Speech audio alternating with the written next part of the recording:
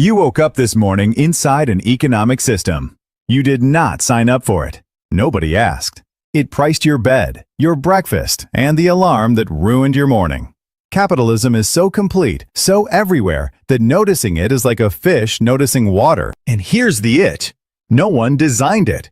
There is no founding document, no inventor, no committee in 1650 voting, markets, all in favor. So, 3 questions for the next 16 minutes. Where did this thing come from? Is it any good? And what, if anything, comes after it? The most useful frame for all 3? An economy is a tool, built by people, piece by piece, over centuries. And here's the thing about tools that people build. People never stop tinkering. The parts, mind you, are ancient. Rome had merchants buying cheap, selling dear, and reinvesting the difference. Babylon had credit. Greece had contracts. Long-distance trade stitched the Mediterranean and the Middle East together thousands of years before anyone said the word capitalism. But parts on a shelf are not a machine. No labor markets, no factories, no legal frame holding it together. Ingredients waiting a very long time for a recipe. So rewind 1,000 years. Europe runs on feudalism, an arrangement with one setting. You farm the Lord's land, the Lord takes a share, and your career ladder has exactly one rung, the one you're standing on. Forever. Then the arrangement starts to rust. Serfdom loosens its grip. Land turns into something you can buy instead of something you're born attached to. And in the growing towns of England, the Low Countries, and northern Italy, merchants discover a thrilling new pastime: buying things, then selling them for more. Historians call this phase mercantilism. Production and trade for profit, run under heavy royal supervision with one national goal: gold. Kings adored it because it produced enormous piles of the stuff. And kings have always been firmly pro-pile. Then, somewhere in England's cloth trade, something quietly enormous happens. Weavers take their profits and instead of spending them, buy more looms, which make more cloth, which buys more looms. Stop! Look at that again! Money. Pointed not at consuming things, but at expanding the ability to produce things. That's the move. That is the entire trick. Every factory, every startup, every venture fund in history is that one maneuver, running on repeat for 300 years. So why England? Why then? Historians have been arguing about this for a century, and the argument is genuinely fun. The historian Ellen Meiksins Wood said capitalism wasn't just what happens when merchants get left alone. It came from a strange, specific squeeze in the English countryside, where landlords and tenant farmers were pushed into competing on the market just to hold on to the land under their feet. No squeeze, no capitalism. The sociologist Max Weber had a completely different theory. In The Protestant Ethic and the Spirit of Capitalism, he argued the crucial ingredient was religious. Calvinism preached discipline, hard work, and, critically, not spending your money on fun. Which leaves exactly one thing to do with profits: reinvest them. In Weber's telling, capitalism's engine was built, partly by accident, in church. And the historian Fernand Braudel poked a hole in everyone's favorite version, the one where the state finally got out of the way and markets bloomed. His record showed the opposite: states quietly protecting, funding, and favoring capitalist enterprises the whole time. In Braudel's telling, government wasn't the obstacle capitalism overcame. It was the scaffolding capitalism climbed. 3 theories, probably some truth in all of them. This is what no inventor looks like up close. In 1776, a Scottish philosopher named Adam Smith publishes what amounts to the tool's first user manual, The Wealth of Nations. His big claim? Millions of people pursuing their own interest, kept honest by competition and the discipline of supply and demand, will coordinate an economy better than any king ever could. 2 centuries of capitalist development get built on that scaffolding. Then steam arrives, mechanized factories, wage labor cut loose from the land, cities that smell terrible. The tool gets its industrial upgrade and picks up its first great critic, Karl Marx, whose 19th century complaints became an entire school of economics and still power most arguments against capitalism today. By the 20th century, the tool is everywhere, but identical nowhere. America runs a lightly regulated, laissez-faire version. Continental Europe bolts on rules, welfare, and paperwork. Same core mechanism, different attachments, which already tells you something important. This was never one fixed design. It's a platform, and people keep modding it. So, does the tool actually work? Depends entirely on what you ask it to do. Ask around, and both the fans and the critics keep circling the same shortlist. 3 points for, 3 against. Let's run both sides honestly, starting with the case for. Point 1. Innovation. Competition punishes lazy companies and rewards clever ones, so everyone is under permanent pressure to cut costs, raise quality, and build something new. Smartphones, vaccines, cheap flight, all children of that pressure. And the record backs it up. After markets went industrial, GDP per person and average living standards did something they had never done in all of human history. They climbed, steeply, for generations. Supporters call this capitalism's strongest empirical argument, and honestly, it is a hard chart to argue with. Point 2. Freedom. Private property means you decide what happens to your stuff. Every purchase is a tiny vote you cast daily. Anyone with an idea and some savings can open a business without asking a ministry for permission. And the economist Milton Friedman pushed the argument further. Economic freedom and political freedom travel together, because spreading economic decisions across millions of private hands keeps any single authority from holding all the power at once. Point 3. Prices.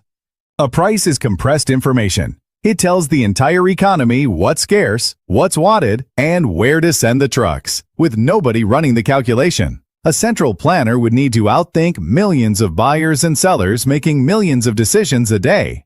The price system doesn't think. It just updates. When it works, capital, labor, and raw materials flow toward where they're wanted most, automatically. Now the case against, at the same volume. Point 1. Inequality. Capital compounds, wages don't. If you own assets, your money earns money while you sleep. If you earn wages, you just sleep. The economist Thomas Piketty traced this gap across centuries of data and found it tends to widen generation after generation unless something steps in to interrupt it. His policy fixes are contested. The pattern is harder to dismiss. The people who start with more find it easiest to end with more. Point 2. Externalities. A factory profits from what it makes and bills the river for what it dumps. Except rivers don't read invoices. Pollution, degraded land, emptied out commons. When costs land on someone who isn't part of the sale, the price is lying. And the market cheerfully optimizes around the lie. Nothing in the profit motive volunteers to pay a bill it was never handed. Point 3. Instability. Market economies boom, then bust, then boom again. 1929 erased fortunes and jobs on a scale that rewrote world politics. 2008 merely took the global financial system down with it. Even the fans concede this one. The argument is only about how big the shock absorber should be, because the tool does not ship with one installed. And that shock absorber argument came from inside the house.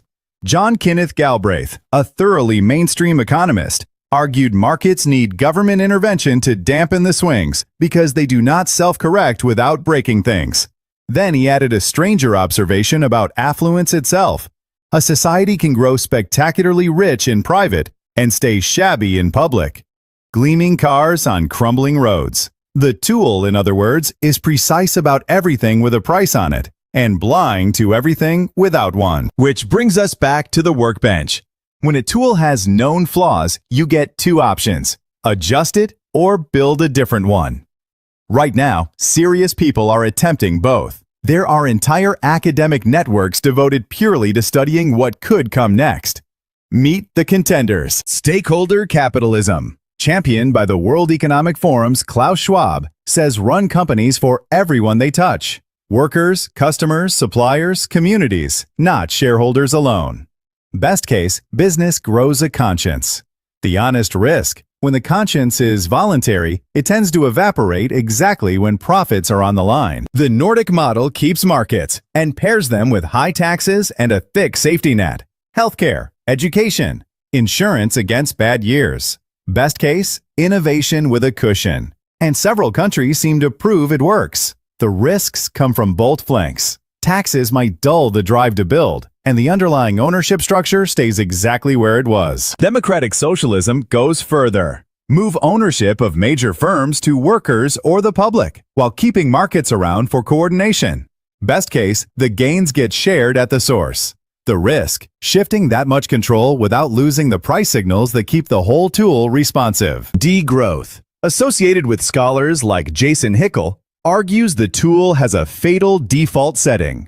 It must expand forever on a planet that doesn't. The fix is deliberate.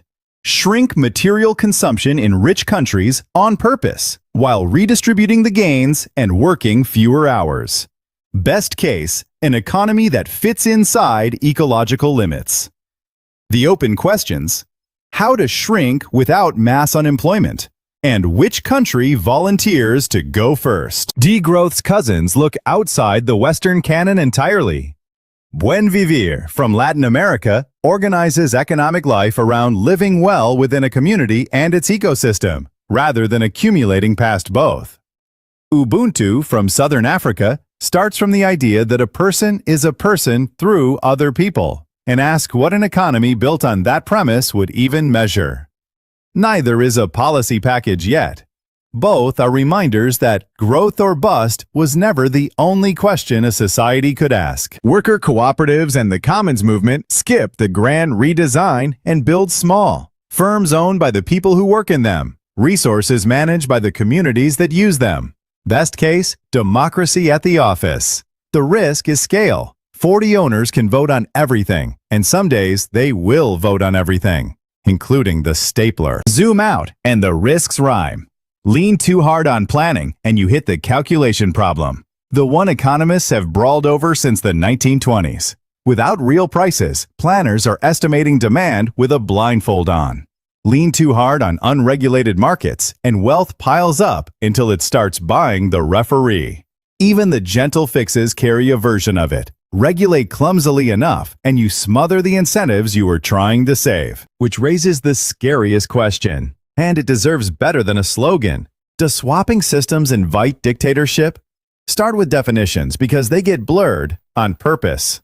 Fascism in standard academic usage means ultranationalism, the rejection of pluralist democracy, and a fusion of state and private power, usually allied with existing elites. Socialism in its many forms means a push toward economic equality, and in its democratic variants, more participation, not less. Historically, fascism arose in Europe partly as a reaction against socialist movements. By any standard definition, they're opposed ideologies. But there's a famous counterpoint called horseshoe theory. Bend the political spectrum far enough at both ends, and the extremes curl toward each other. Not in goals, in methods. The 20th century's totalitarian states flew opposite flags and behaved, day to day, remarkably alike, crushing dissent first, explaining later. Critics of the theory push back, and the objection is fair. Tactical similarity is not ideological equivalence, and flattening the two hides real differences in whom each targets and what each is trying to build. So hold both thoughts at once. The ideologies differ. Unchecked power doesn't. Because the actual safeguard isn't economic. It's institutional. Independent courts, a free press, real elections. The unglamorous machinery that lets people say no and survive saying it. The Nordic democracies bolted heavy attachments onto the tool and drifted nowhere near fascism. Because that machinery stayed intact. Systems that lost it, whatever their economics, stopped answering to anyone. Remember the opening? We said capitalism is like water. Invisible, everywhere, unnoticed. That was the wrong frame, and now you can see why. Nobody made water. Somebody made this. Millions of somebodies, over 8 centuries, at a workbench that is never once closed. So the real question was never capitalism, yes or no. It's who gets to hold the tools, who checks the hands that hold them, and whether the rest of us can still reach the bench. The tinkering continues. It has been continuing for 800 years. Bring a screwdriver. Everything you just heard came off somebody else's workbench first. Here are the builders.